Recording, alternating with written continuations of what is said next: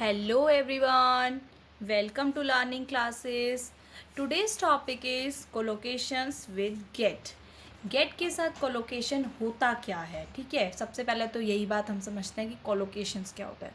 Colocation होता है जो आप साथ में बोलते हैं ना शब्द की, इस शब्द को इसके साथ ही बोलना है तो उसको हम कोलोकेशन बोलते हैं, ठीक है। अब गेट क्या है? गेट इंग्लिश में यूज़ होने वाला सबसे ज़्यादा यूज़ होने वाला वर्ड है गेट। हर किसी बात में और हर कोई सेंटेंस में बहुत ज़्यादा, जितनी भी हम लाइंस बोलते हैं बीच में बहुत बार आता है गेट गेट गेट, ठीक है। तो गेट जो होता है एज अ फ्रेजल वर्ब भी हम यूज़ करते हैं, एज ए कोलोकेशन भी हम यूज़ करते हैं, ठीक है।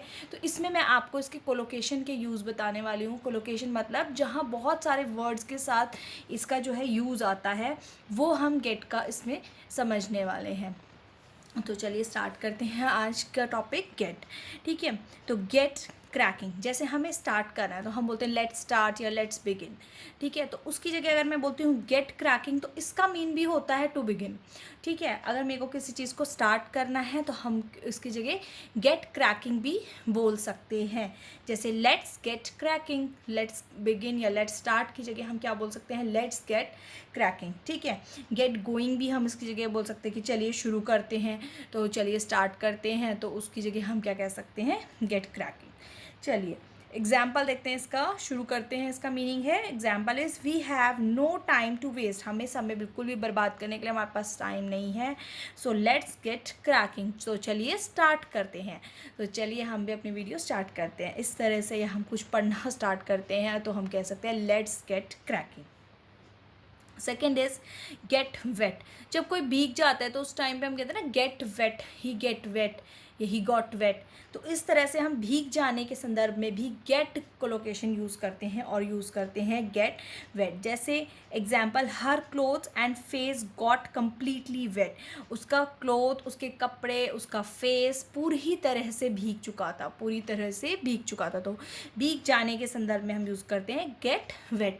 मैंने बताया ना आपको, गेट एक ऐसा वर्ड है जिसके बिना आप इंग्लिश बोलना बहुत मुश्किल है। इसको तो बहुत ही बार हम यूज़ करते हैं और अगर आप इसका यूजेस सीख जाएंगे ना इस वीडियो के थ्रू तो आपको उसके बाद इंग्लिश बहुत ज़्यादा ईजी लगेगी।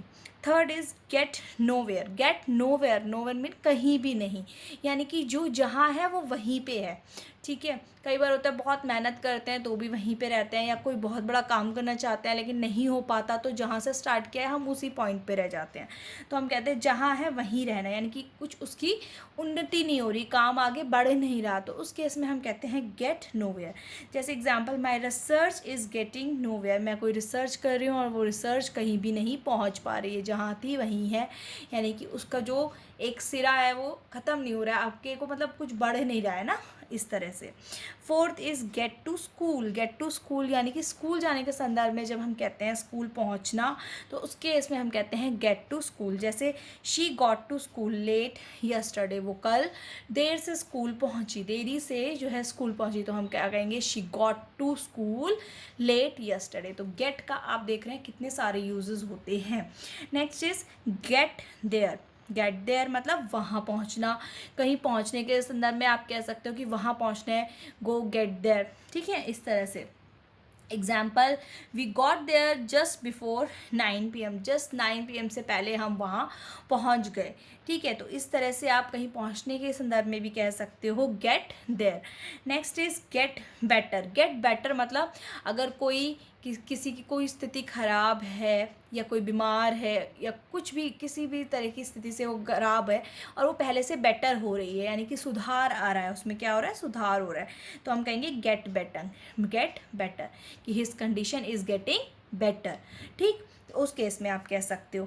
इसके एग्जांपल देखेंगे, the technology is getting better all the time. जो टेक्नोलॉजी है वो भी समय के साथ साथ साथ और ज़्यादा अच्छी होती जा रही है, तो उस केस में हम कहेंगे is getting better all the time.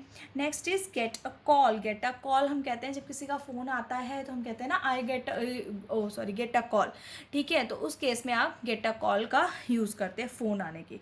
जैसे I didn't get a call from any one, मुझे किसी का भी कॉल नहीं आया, और अगर आया हो तो मैं कहती I get a call from mister Ram या मिस्टर श्याम जिसका भी कॉल आया होता है तो उस केस में आप कह सकते हैं, ठीक है।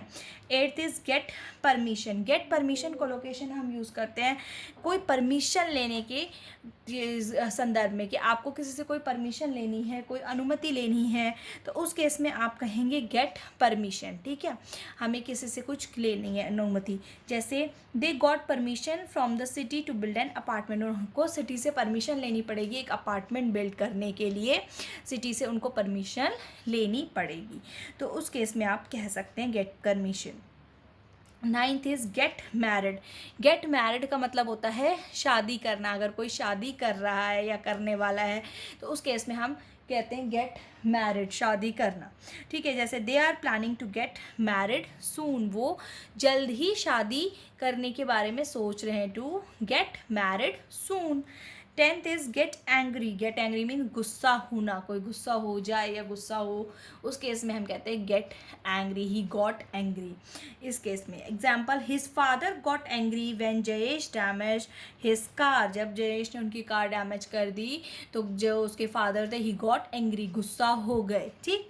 11th is get dressed. Get dress मतलब कपड़े पहनना, यानी कि एक तरह से तैयार हो जाने के संदर्भ में हम कहते हैं कि तैयार होना, कपड़े पहनना। जैसे he got up and got dressed for the school, वो खड़ा हुआ, उठा, got up and get dress, कपड़े पहने, तैयार हो गया स्कूल के लिए। तो गेट ड्रेस का मतलब होता है तैयार होना, कपड़े वगैरह पहन लेना। Last one is get an email. Email या कोई अवार्ड या कोई चीज़ हमें मिल रही होती है तो अभी हम गेट एन ईमेल या गेट एन अवार्ड इस तरह से बात करते हैं, ठीक है। जैसे ईमेल प्राप्त करना, तो I have got an email from my boss, मेरे को अपने बॉस से एक ईमेल प्राप्त हुई, यानी कि ईमेल आई बॉस की तरफ से, तो हम कहेंगे I have got an email, ठीक। या अवार्ड मिलता है तो उस केस में भी आप कह सकते हैं। इसके अलावा भी गेट से रिलेटेड और कोलोकेशंस होती हैं फ्रेंड्स, लेकिन ये कुछ एक कोलोकेशंस थी जो आपके डेली यूज़ में बहुत आती हैं, तो वो मैं आपके लिए इस वीडियो के थ्रू लेकर के आई हूँ। वीडियो पसंद आए तो लाइक करें, शेयर करें, चैनल लर्निंग क्लासेस को सब्सक्राइब करें। Thank you.